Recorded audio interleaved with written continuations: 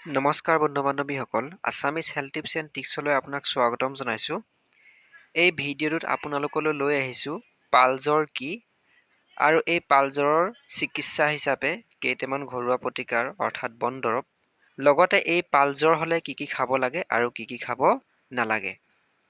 সেয়েহে ভিডিঅ'টো শেষলৈকে চাব আৰু যদি ভিডিঅ'টো ভাল লাগে লাইক কৰিব, লগতে কিবা সুধিব লগা থাকিলে কমেণ্ট কৰি সুধিব পাৰে। আৰু এনেধৰণৰ ভিডিঅ'সমূহ নিয়মীয়াকৈ পাই থাকিবলৈ মোৰ এই চেনেলটোক ছাবস্ক্ৰাইব কৰি লৈ কাষতে থকা বেল আইকনটো টিপি ল'ব। পালজ্বৰ এই ৰোগত এদিন এৰি পিছৰ দিনা জ্বৰ হয় কাৰণে ইয়াক পালজ্বৰ বোলা হয়।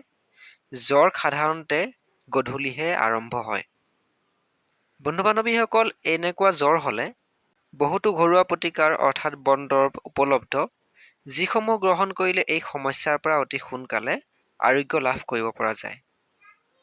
এই ভিডিঅ'টোত মই কেইটামান বাছি ঘৰুৱা প্ৰতিকাৰ অৰ্থাৎ বন দৰৱৰ বিষয়ে উল্লেখ কৰিম, যিসমূহ গ্ৰহণ কৰিলে এই সমস্যা অতি সোনকালে ভাল হয়। ইয়াৰে ১ নম্বৰ ঘৰুৱা চিকিৎসাটো হৈছে অপৰাজিতা পাতৰ ৰস নাকেৰে খুঙিলে পালজ্বৰ ভাল হয়। আৰু এই ঘৰুৱা প্ৰতিকাৰ কমে ৬ দিনমান ব্যৱহাৰ কৰিব লাগে আৰু দিনে দুবাৰকৈ কৰিলে ভাল। বন্ধু-বান্ধৱীসকল, এই সমস্যাৰ ২ নম্বৰ ঘৰুৱা প্ৰতিকাৰটো হৈছে সিদ্ধিলতা, আমলখি আৰু মাটিকীয়া তিনিওটাকে মিহলি কৰি ২৫ ml ৰস উলিয়াই আধা লিটাৰ পানীত সিজাই আধা পোৱা অৰ্থাৎ ১২৫ ml হ'লে তাক খালে পালজ্বৰ নাইকিয়া হয় আৰু এই সমস্যাৰ পৰা আৰোগ্য লাভ কৰিব পৰা যায়। বন্ধু-বান্ধৱীসকল, এই সমস্যাৰ ৩ নম্বৰ ঘৰুৱা প্ৰতিকাৰটো হৈছে নহৰুৰ ৰস ৫-৬ টোপাল আধা চামুচ ঘিউত মিহলাই যদি দিনে দুবাৰকৈ খোৱা হয়, তেন্তে এই পালজ্বৰ সমস্যাৰ পৰা আৰোগ্য লাভ কৰিব পৰা যায়। বন্ধু-বান্ধৱীসকল, এই ঘৰুৱা প্ৰতিকাৰ কমে ৪ দিনমান ব্যৱহাৰ কৰিব লাগে। বন্ধু-বান্ধৱীসকল, এই সমস্যাৰ ৪ নম্বৰ ঘৰুৱা প্ৰতিকাৰটো হৈছে শেৱালি ফুলৰ ৰস দিনে ৫ চামুচকৈ খাব লাগে। ই অতি উপকাৰী আৰু এই ঘৰুৱা প্ৰতিকাৰ কমে ৪ দিনমান ব্যৱহাৰ কৰিব লাগিব। এই সমস্যাৰ ৫ নম্বৰ ঘৰুৱা প্ৰতিকাৰটো হৈছে খুন বৰিয়ালৰ শিপা এডোখৰ চুলিত বান্ধিলে এই পালজ্বৰ সমস্যা ভাল হয় আৰু এই সমস্যাৰ পৰা আৰোগ্য লাভ কৰিব পৰা যায়।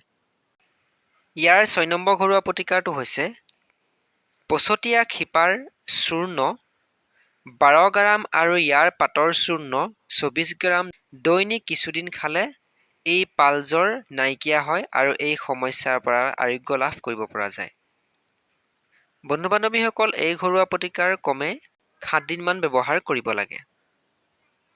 বন্ধু-বান্ধৱীসকল, এই পালজ্বৰ সমস্যাৰ ৭ নম্বৰ ঘৰুৱা প্ৰতিকাৰটো হৈছে দোৰোণ ফুলৰ কেঁচা ৰস ১২ ml ২ গ্ৰাম জালুক গুড়াৰ লগত মিহলাই খালে এই পালজ্বৰ সমস্যা ভাল হয় আৰু এই সমস্যাৰ পৰা আৰোগ্য লাভ কৰিব পৰা যায়। বন্ধু-বান্ধৱীসকল, এই ঘৰুৱা প্ৰতিকাৰ ক্ৰমে ৪ দিনমান ব্যৱহাৰ কৰিব লাগিব। এয়া আছিল পালজ্বৰ সমস্যাৰ কেইটামান ঘৰুৱা প্ৰতিকাৰ অৰ্থাৎ বন দৰৱ, যিসমূহ গ্ৰহণ কৰিলে এই সমস্যাৰ পৰা সুফল লাভ কৰিব পৰা যায়। বন্ধু-বান্ধৱীসকল, এই সমস্যা হ'লে কি কি খাব লাগে? শেৱালি ফুল পাতত দি খাব লাগে। দোৰোণ বনৰ তৰকাৰী খোৱাটো ভাল।